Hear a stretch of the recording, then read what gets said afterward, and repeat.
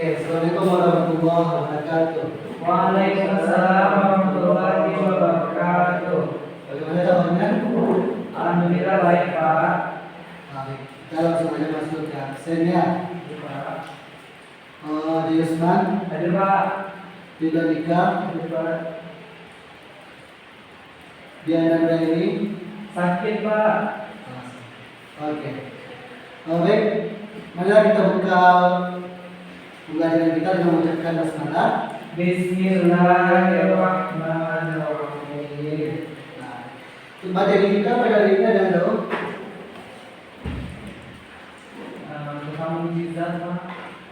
dan sekarang kita akan membahas tentang keteladanan Rasulullah SAW dan keistimewaannya.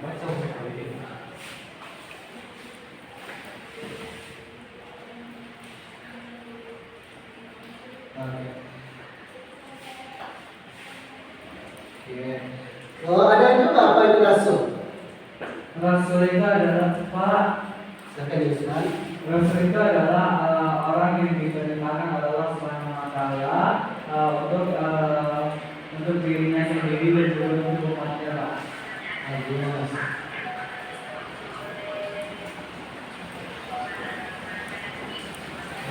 Jadi jumlah Rasul itu berapa Yusman?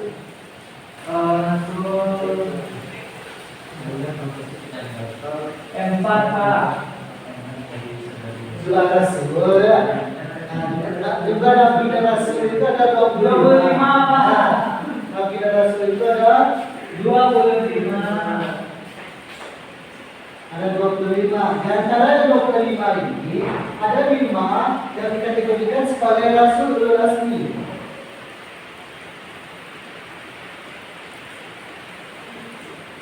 Ada juga apa itu artinya Rasulullah asli? Jadi siapa? Tadi dong. Rasul ini adalah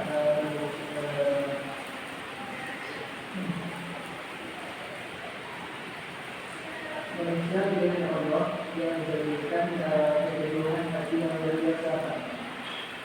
Bagus. Berarti sana dari dulu.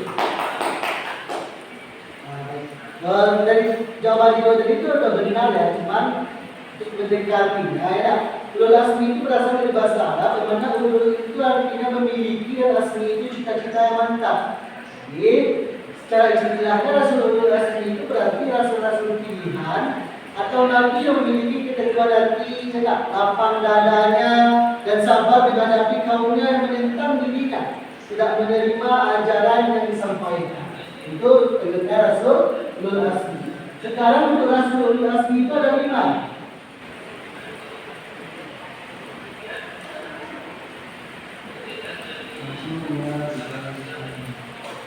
Lalu ada juga apa siapa saja yang dikatakan sebagai Rasulul Asmi dan ada 25 nabi dan rasul tersebut. Kata itu Ibrahim, bagus. Lagi Nabi Isa, Musa, Nuh. Kita lanjut. Betul ya. Ini ada Nabi Nuh, ada Nabi Ibrahim, Musa, Isa,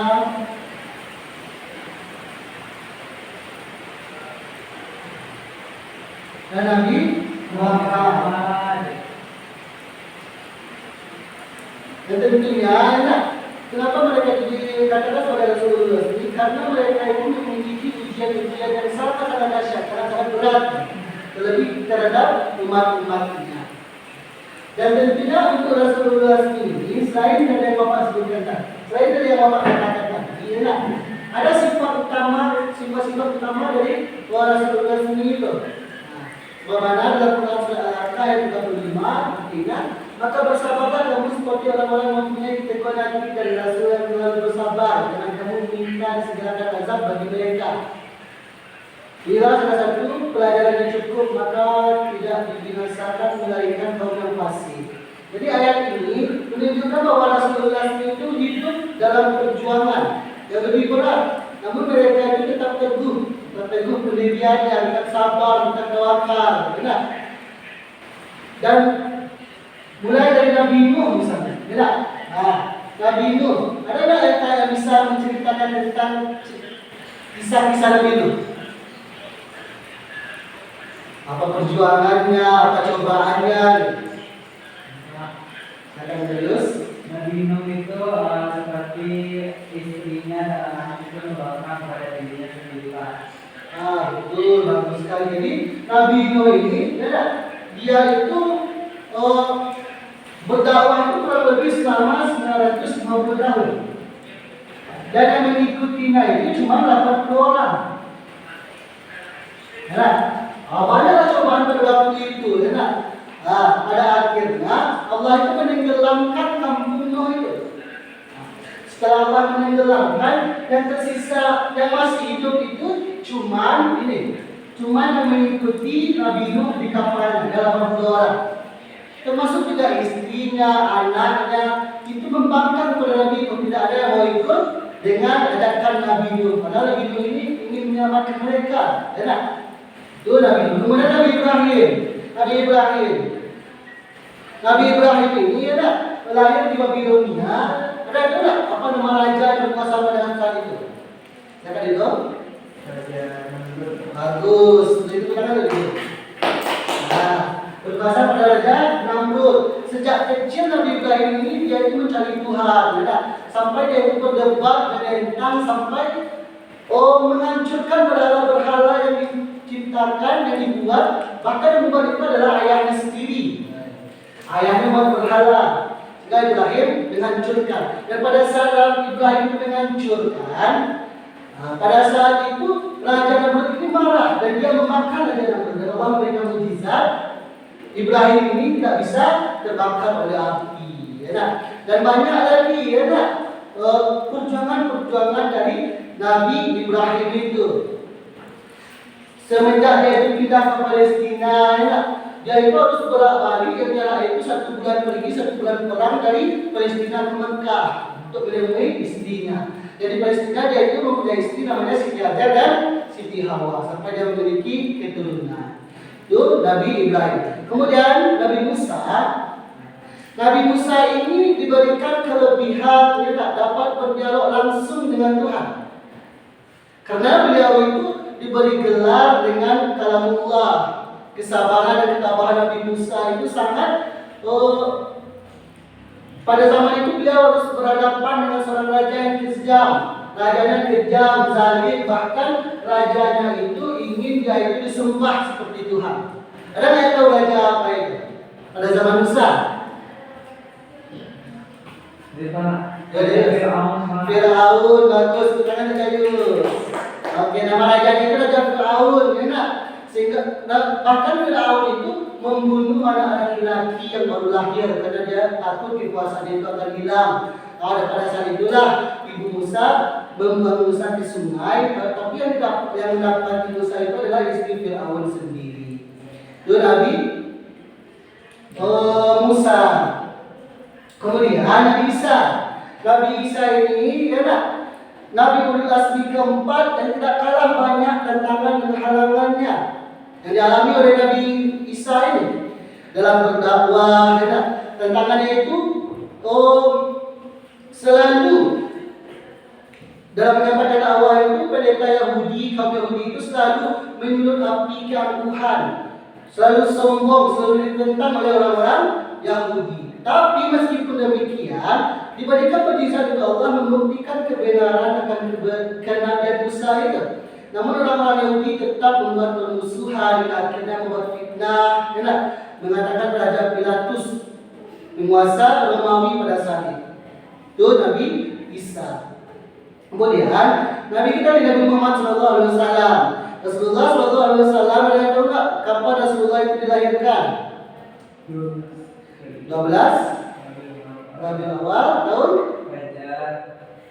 ya, tahun gajah, ada perang gajah. Tepatnya tahun 571 Masehi. Ya, di kota Mekah.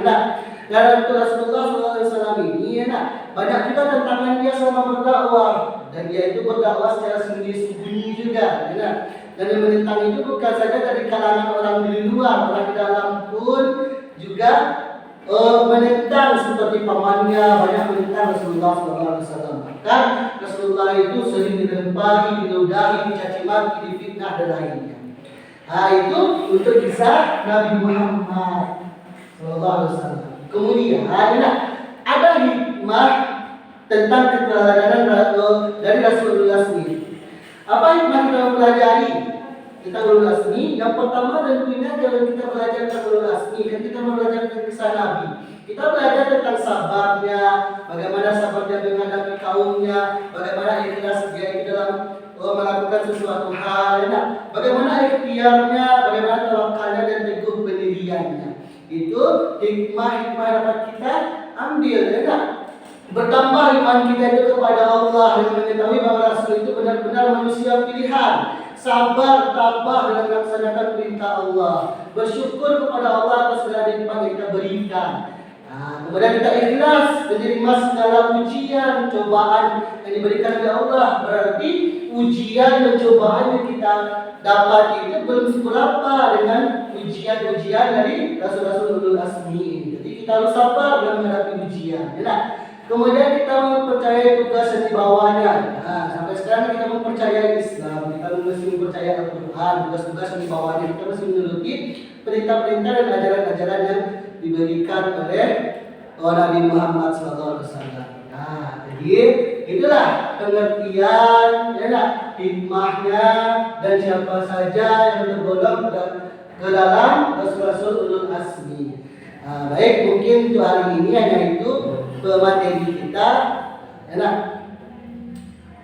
Ada yang mau ditanyakan nggak sebelum kita tutup? Tidak, Pak. Ya.